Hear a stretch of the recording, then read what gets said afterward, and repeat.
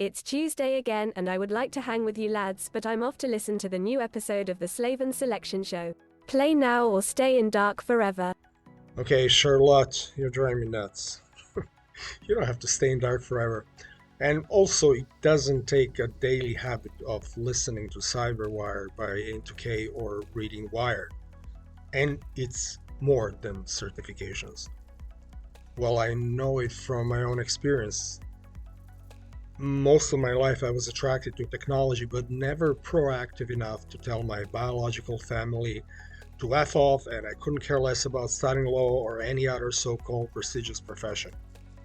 Also, I should have left that quagmire a long time ago. Oh well. Anyways. Well, I'm pretty sure I'm not, discovering a new thing. I'm not it's not like that I'm rediscovering a wheel, but, the entire cybersecurity strategy is based on absorbing it with every breath you take, just like anything else, right? Because it is no longer just a problem for some socially awkward, unappreciated people in play t-shirts working in underfunded departments. Today, technology is omnipresent and it will only become more prevalent. It actually appears that we will soon be unable to function without it. Your car knows every mile you drive. Your fitness app tracks even your sleeping habits. Your fridge knows how much milk you drink, and don't get me started on smart washrooms and mattresses. ACs, thermostats, credit cards, and so on. It never freaking ends. And to be honest, I haven't seen a young person writing with a pen and a paper in quite some time. Amazon, Netflix, TikTok, Spotify, you name it. Even our gambling habits have shifted to electronic versions. Geotagging is not a science fiction anymore, and metadata knows more about you than your entire family ever will. The truth is, we signed up for it. Nobody forced us at gunpoint. And by the way, nobody reads the fine print anymore, right? The problem is that when systems evolve, they, or everything, tend to increase in entropy. Nobody has the time to do this, or do we? Well, even if you don't want to live like Chuck Nolan for the rest of your life and talk to a ball instead of your AI assistant, maybe there is an active approach we can practice about our state of cybersecurity. So yes, my friends, my dear listeners, the only way out of woods is to get into the actual forest.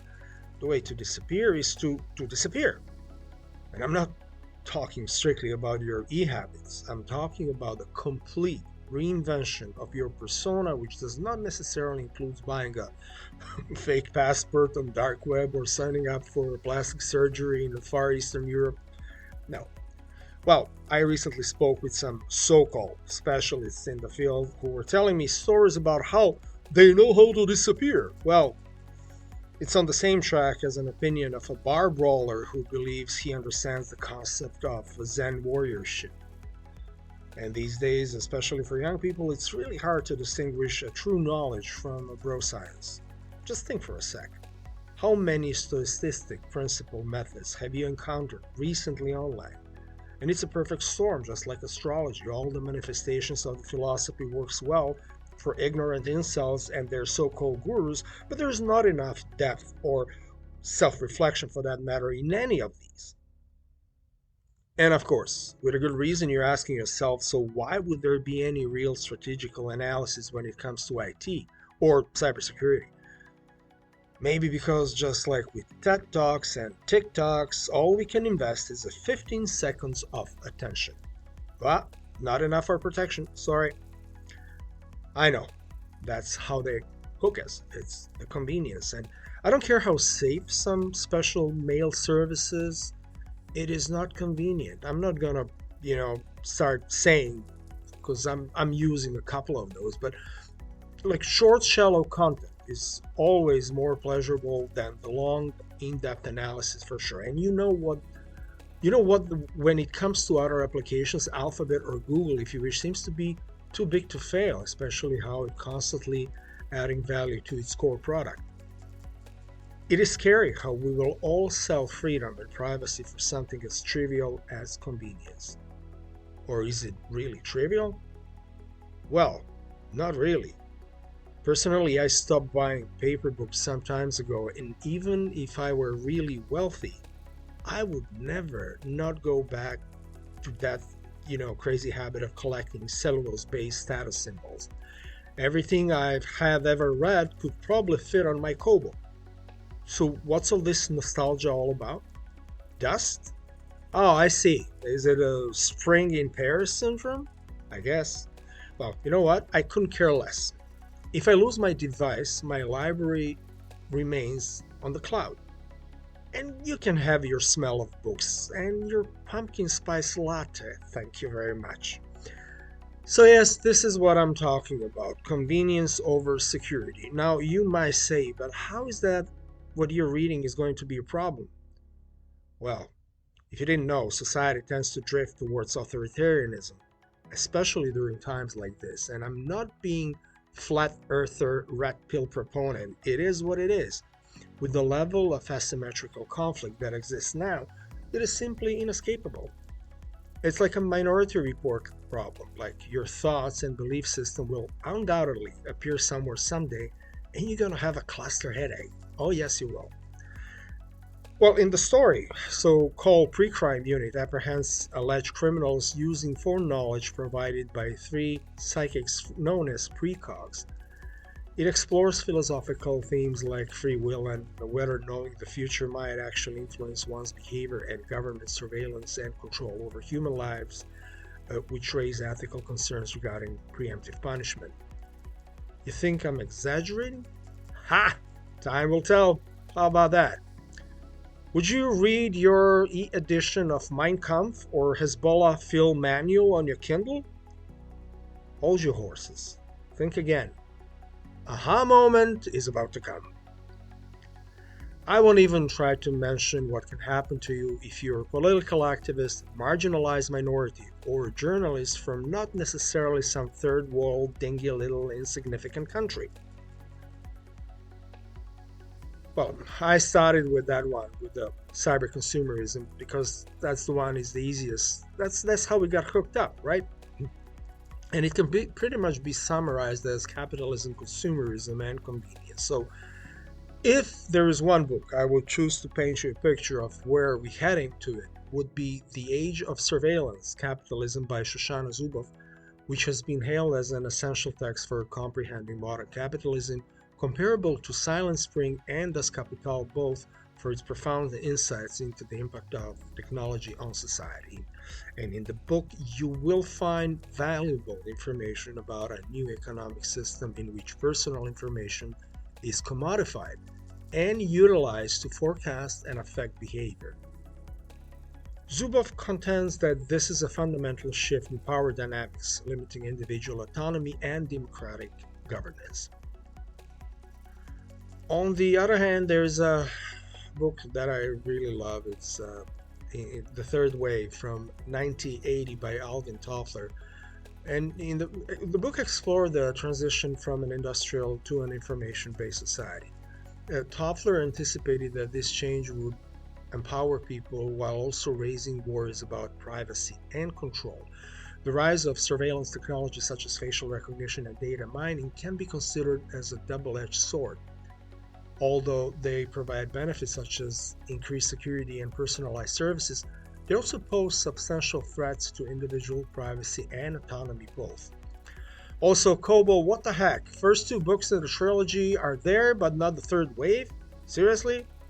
Anyways, Toffler's concept of information overload resonates well in the context of modern surveillance. He predicted that as technology advanced, people would be assaulted with more data than they could handle, and resulting in feelings of bewilderment and worry, and which is not far from the truth. As you can see, like in today's digital age, this presents itself as ongoing monitoring by multiple entities, governments, companies, and even social media platforms. So that kind of situation, like the personal data is collected and processed at unprecedented speeds, right? The third way represents the transition to a post-industrial society, which Toffler believes began in the late 1950s. He characterizes this wave as being propelled by technical advances such as personal computers, the internet, and mobile communication. In this new society, knowledge and information become the primary resources, leading to decentralized organizational structures and increased individual empowerment. Also, there is this book, Data and Goliath, or The Hidden Battles to Collect Your Data and Control Your World by Bruce Schneier, who is he's an American cryptographer, computer security professional, and privacy specialist. Then Frank Pasquale with the Black Box Society.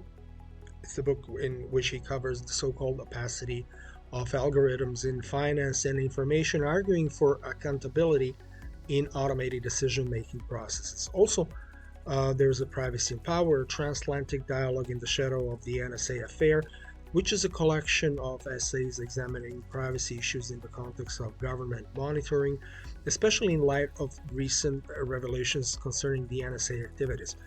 And then The Attention Merchants, or The Epic Scramble to Get Inside Our Heads, another book, this time by Tim Wu, which also explores how firms gain attention via data-driven techniques and how this relates to bigger concerns of surveillance capitalism. And also there's Automating Humanity by Tariq El-Gamal, which examines how automation and AI technologies contribute to surveillance capitalism, impacting human rights and societal structures.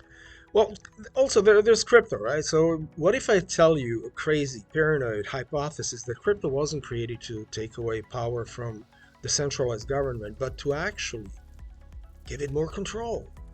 Would that hold the water? Well, maybe it's just a crazy thought, I agree. But I still wouldn't completely abandon it. It's, food for thoughts.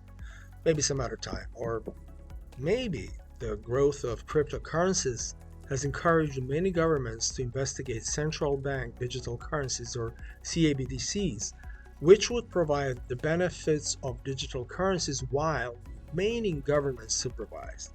CBDCs, unlike decentralized cryptocurrencies, enable governments to tightly monitor transactions and better enforce monetary policy. This might lead to a situation in which individuals are encouraged to utilize CBDCs in the name of innovation while their financial actions are tightly monitored. Well, then also there's IoT that you have to think of. I spoke about it already a couple of times before, but it doesn't hurt to remind ourselves on dangers of Fitbit, electronic readers, smart TVs, Teslas and Rivians both, and so on. In my humble opinion, you can simply forget about 7 A's of cybersecurity when dealing with IoT.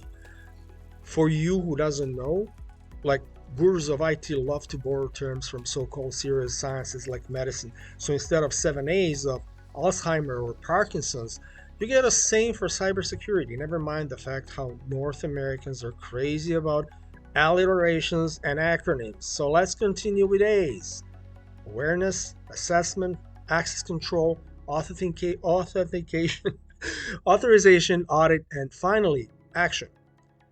Your local cyber ninjas might try to persuade you that it is a manageable task, but device heterogeneity and a lack of standardized security protocols effective implementation through stakeholder collaboration, continuous monitoring, and adopting best practices tailored for the unique characteristics of IoT environments is simply a daunting goal when you consider the number of possible devices in your home or workplace. So, you know what? Just unplug everything, air gap your life, simple as that. Not talking about zero trust, I'm talking about absolute zero trust. So, as a conclusion, all I can say is your hardware can malfunction and erase every photo that is not backed up. And your AI assistant can hallucinate, leading you into believing that, for instance, there was a stock market collapse following the feminist revolution massacre in Sierra Leone in 1992. Well, if you're a geopolitical ignoramus and you cannot really tell a difference between fiat and cryptocurrencies, who's going to help you? I guess it's time to become fluent in money and technologies both. Don't get lulled into believing just because you don't see something it doesn't happen. Historically, it does. Most of all, do not rely on human morale or ethics for that matter, especially not from those who are swearing by it. Well, the reality is people will abuse power when and if they can. I'm not exaggerating when I say that I have seen it, all of it. During my lifetime, I encountered many dirty cops and prison guards. I personally know a couple of psychopathic lawyers and an army of contextually flexible journalists. I also know so-called good family people who hunt for fun, not because they don't have anything to eat. And I also know oppressors playing victims. I guess that's very common, right? Well, oh no, but it's not all doom and gloom.